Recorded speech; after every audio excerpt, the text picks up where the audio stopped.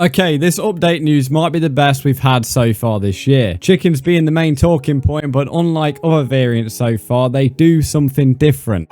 And yes, we have brand new eggs. Of course, now we have the new hot and cold variant of the chicken, but these chickens will now drop different eggs depending on which biome they are from. So your cold chicken will drop a blue egg and your warm chicken will drop a brownish egg. The normal chicken and the normal egg still exist though, but now this is completely different to the cow and the pig, which didn't really bring any new features to the game. Some facts about the eggs: they don't provide any new different spawn rates from the normal egg. If you have a sweet tooth, don't worry, the cake isn't going to turn blue anytime soon. The recipe will work just the same and there's no graphical changes to the cake. If you want to breed the new variants just like with a pig and cow, the possibility of which chicken you get is completely random. And last year I made plenty of videos talking about how the desert and badlands needed some love from Mojang, and today finally it looks like we are getting some new content. Starting with some brand new grass, we now have short and tall dry grass, and interestingly the tall dry grass is only 1 block tall.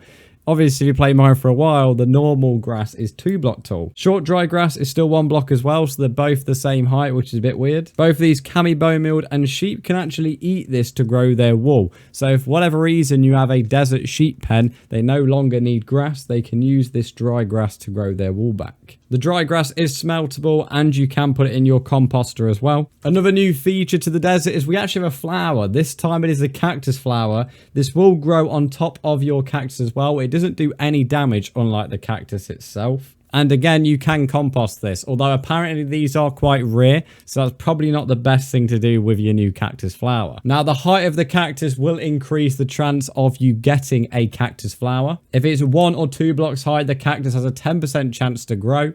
However, if you have it 3 blocks or higher, the cactus flower has a 25% chance to grow. So quite a big increase. Get them farms up to 3 blocks tall if you're wanting a lot of this flower. You can indeed use this flower for dye as well. It will give you 1 pink dye per flower. And honestly, as someone who's cried out for some extra features in the desert and badlands, I am really happy with these changes today. We have some recent changes to the Firefly bush. Conditions for the Firefly bush playing, the ambient sounds have changed. It now plays when all the following conditions are met. Both of them conditions are it's night, and the Firefly bush is not blocked from above by any collidable blocks apart from leaves. We have a couple of other technical changes to the game, which I'll leave this on here for a little bit. You can pause the video if you want to go and read all of this. Overall, out of all of the news we've got for the spring drop, this is definitely the best snapshot. So many new features here, working on the desert and the badlands, which needed some love for a while. I love the fact finally one of these new variants actually does something different instead of just being a graphical change. So I'm really happy with this. If you've got any questions, ask them below and I'll try my best to answer.